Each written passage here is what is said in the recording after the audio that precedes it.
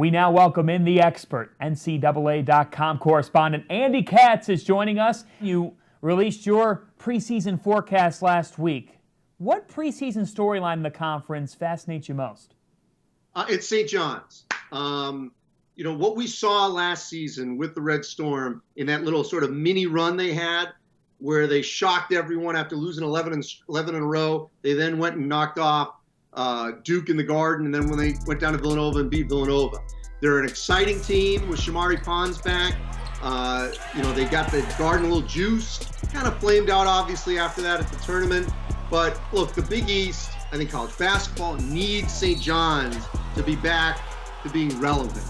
And I think they have a great shot to be relevant this season with a potential Big East Player of the Year, possible All-American. And, we'll talk maybe a little about Mustafa Heron in a second, but I still think the pieces are there where I think they're one of the most intriguing teams, not just in the Big East, but certainly one of the more intriguing teams in the country. A lot of St. John's fans, they're saying, hey, Shamari Pons, we think he could be the Big East Player of the Year. You wrote on NCAA.com last week that you think the chances are high, though, that Marcus Howard from Marquette will be the Big East Player of the Year. Why? Well, John, because I think Marquette's going to finish higher. I am high on the Golden Eagles and their new facility. They got a great schedule in non-conference. I think Marquette right now enters the season behind Villanova. I've got, in some order, you can certainly debate me on Providence and St. John's after Marquette. So if I've got Marquette at number 2, that's why I think Marcus Howard may be Player of the Year, nudging Shamari Pons for that honor. A more important comeback. You've been talking about both these players. Martine Crumple to Creighton or Emmett Holt to Providence? It's a tough call because Holt would certainly bolster the front court for Providence, a critical player for maybe how far the Friars will go. But Crumple for Creighton, because of their departures, I think he takes on even more importance for Creighton. He was playing at a high level when he got hurt last season, whereas Holt is not the go-to guy with Providence. Because I think maybe Alpha Diallo become that. Who knows? But I don't think it's Holt. Whereas Crumple could end up being that for Creighton, and they need that, certainly after losing Kyrie Thomas and Marcus Foster. We actually got a question about this, and in a way, I think it's a perfect follow-up to what you just said. What teams, Blair McKee asked this on Twitter, what teams will alter their playing styles based on personnel this season? You wrote last week that, speaking of Crumple, him and Jacob Epperson, that could change the way Creighton plays. Yeah, what we don't know is, at least I don't know yet, and we'll have to wait and find out, do they have the exceptional sort of guy that's going to break you down off the dribble at the top? Crumple can get his own shot, and you mentioned Epperson, but I that's sort of the unknown, and I was with Greg McDermott in June when I was out for the College World Series, and they're excited about this group. As you know, John, it's certainly one of the, I think, the hidden gems in the country in terms of not just program, but obviously attendance and interest.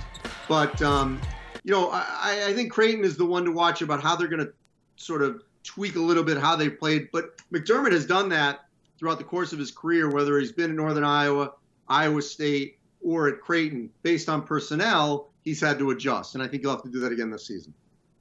Who's an impact transfer that you think could make a splash in the Big East? Well, that's where I think Mustafa Heron fits in here. Let's assume he's eligible. We don't know that yet.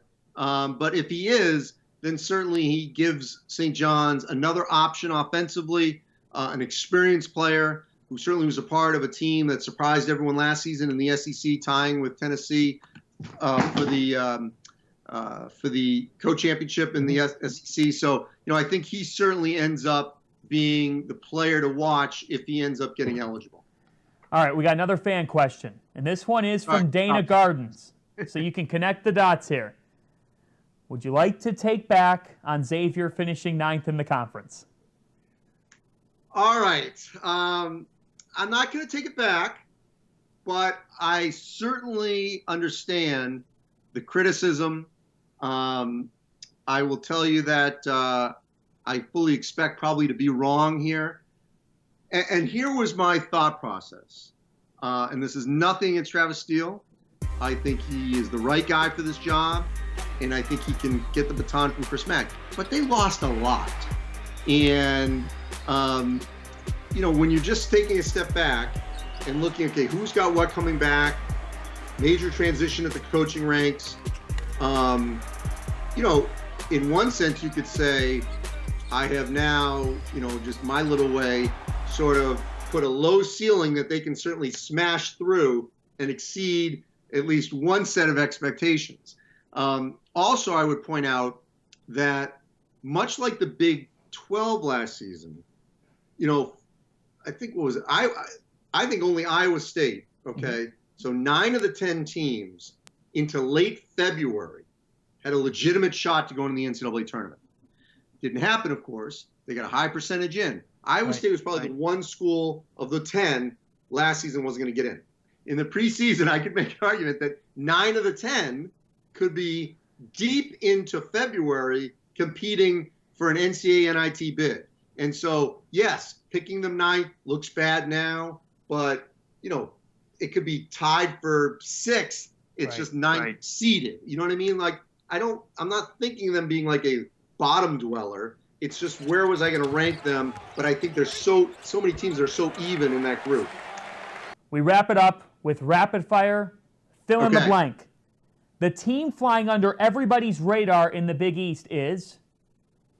I'm going to go with Georgetown. The Hoyas, I think under Patrick Ewing, are ready to take that next step.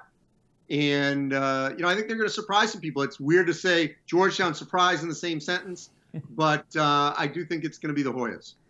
The most improved player in the Big East will be? Miles Powell, close to your heart, as a Seton Hall alum. I think Powell will ascend to that go-to role for the Pirates and become one of the more improved players in the country. Your expectation for the reigning national champion Villanova Wildcats in this upcoming year will be? Big East title. Until you take it away, they're going to win it. And finally, best atmosphere in the Big East? Creighton. It's a hidden gem in the country. The fact that Creighton and Nebraska, Big East, Big Ten, can put almost an average of 34,000 fans on a given home weekend, if they're both at home, is really remarkable in what is supposed to be a football state. Read him, watch him, listen to him. NCAA.com correspondent. He is everywhere, not only on college basketball, but all over college sports for them. At the Andy Katz on Twitter. Andy, this was fun. Let's do it again. All right, thanks, John.